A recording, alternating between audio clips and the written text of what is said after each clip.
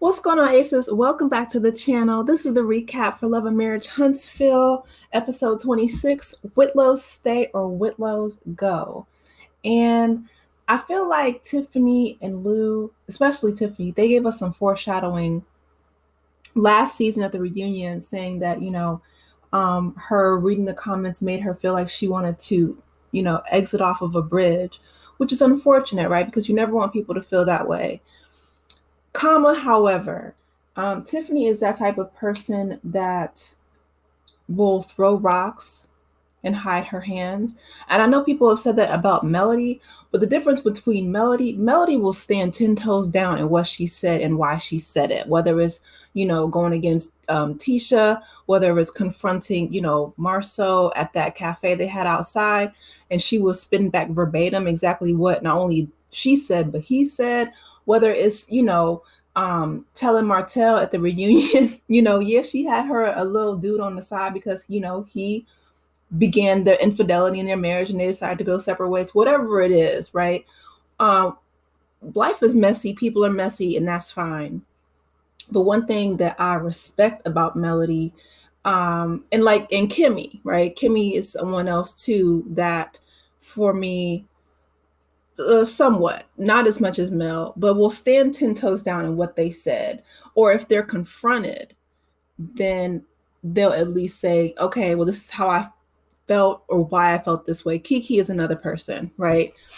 Tiffany doesn't do that. Tiffany, when Stormi said that, she brought Ace, because that's how the episode begins, right? So Keke and Tiffany are having a discussion, and Tiffany brings her baby as her bodyguard, right? And so Stormi said, even though he's a cute bodyguard, he was still used as the bodyguard. And so basically, Keke was just letting Tiffany know that she didn't appreciate what she said and how she said it. And Tiffany does that typical Karen thing that she, backtracks, backpedals and tries to give an over explanation, but not really standing in what she said or how she felt. Because the truth of the matter is, Stormi broke it down it was either last episode or the episode before that, that Tiffany feels like she's better than Keke. In my opinion, Tiffany doesn't only feel like she's better than Keke. Tiffany feels like she's better than every woman on this show. And the way that she talks to them, all of them, to be honest, she has a very condescending tone to what she says and how she says it. And again, I can just tell, the people who raised her, it's very evident. I feel like she was conditioned to think that she was not like other Black people. She is someone that's very fearful, which is why she brought her baby when talking with Keke, because we all know that Keke don't play. So, yeah, to be honest, I'm not going to miss Tiffany and Lou. They were not my favorite couple on the show. I will say I hope that she, does feel better in regards to her having postpartum depression because, that she said that she didn't have that with her son before, so she really didn't know what her husband Lou was trying to warn her about.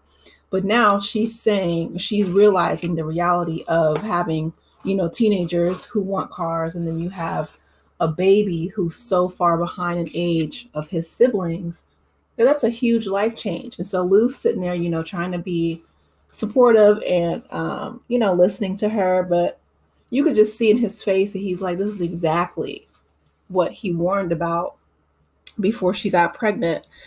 So I hope that, she takes the time, possibly seek therapy, really good therapist to help her move past the postpartum depression, because we never want to see anybody suffering with that, and that they can focus on, her healing and coming together as a family without the pressures of reality TV. Because it is, it's a lot. Moving on to a lot, we have Martell, who is wearing these extra dark sunglasses, and Chris visits him.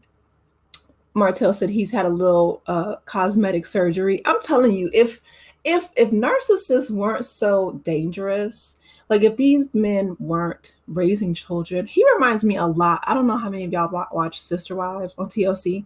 He reminds me a lot of Cody from Sister Wives. Very flamboyant, not flamboyant, but very like, concerned about his appearance and making everything about him. So Chris goes and basically tells him not to be disrespectful to his wife, Nell. That when they were, when he brought that wine over and they were talking on the porch, that he was raising his voice and being disrespectful, which he was.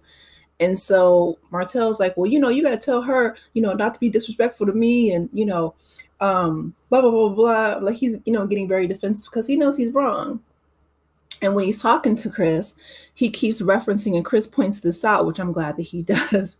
Chris has this really extra cool, calm demeanor that I can appreciate because his wife is a firecracker and Martell keeps bucking up. But Chris says, you keep referencing Melody Holt. And he did it multiple times. It's Melody Holt and it's Melody Rogers. And Martell's like, I mean, man, that's a dig at me. Then Martell, when I tell you you are a non-factor, okay, like that, I don't know how long it's going to take him to get it, but the fact that they've been divorced 4 years, she's had a whole name-changing ceremony, and she's literally moved on with her life, and he's still talking about, well, Melody's doing this to attack me or make me look bad. When I tell you she doesn't care, neither do we, okay? Martell, he is in love with himself, and that's the biggest love of his life. And it is sad because he is a narcissist and he is raising children. But they have their mother, so that's good. Moving right along, speaking of children, Tisha comes out with this, I don't know, I guess that was her best attempt to try to produce a scene with talking about, having a pregnancy scare. Nobody believed it, and of course it came out negative. So her and Kimmi go to a steaming situation at a spa, and they having girl talk, and Kimmy's still trying to focus on her libido. I need her to have another storyline too, because that's been her storyline for the past like 2 seasons now. And that's the issue. It's like we don't really get anything concrete or any kind of substance from the Scotts. Everything is very surface. Everything is repetitive, and they keep talking about the exact same thing over and over. So we're just going to ease on down the road because, to be honest, the Scotts are just, they're beating a dead horse at this point. But I will say that Chris Jr. and Chris Sr., I did like their talk they had in the office. Chris is really trying to get through to his son. And while his son brought up the dogs again, Chris is really insightful. I feel like his communication style is one that I can understand, like why his kids find it so easy to talk to him, because he listens very intently. And when his son was telling him, I don't really sleep well, and I'm kind of not taking care of myself, Chris said, it sounds like depression. And Chris gets kind of teary-eyed. He's like, I'll always be here for you. Like, I don't want you to feel like you have to do all this by yourself. Like, you're my son and I love you. And I love that. That was a beautiful moment. And speaking of sons, we have Lou again, like I said, just being there for Tiffany, saying that they, are probably going to take a hiatus. They're going to leave the show. And that's good because, again, we don't want Tiffany's mental health to suffer. We don't want, anything negative to happen with her. And to be honest, her presence really won't be. I feel like she's just very antagonistic to the point where she's not a fun person to watch on the show. Like Nell Fletcher is messy, but she's not antagonistic. She's not spiteful, and she's not condescending. She just likes to stir the pot, which we need that for a reality show. That used to be Kimmy's job. I don't know. She's so focused on, which again, she needs to focus on her health and her healing. But instead of her health and her healing, she's making it all about, pleasing her big-headed husband, and him just being so crass that that's not really entertaining either. But I do like the fact that Lou is, trying to be there for his wife. He takes the baby and he's holding him in his arms. And, after they have a chance to talk, he's trying to be there for her as much as she can. I feel like Tiffany really doesn't know what she wants. She thought it was a baby. She's constantly repeated that she's scared for him to leave her. And he does travel quite a bit, but he's an assistant coach for a baseball team, so he has to travel. That's part of his job.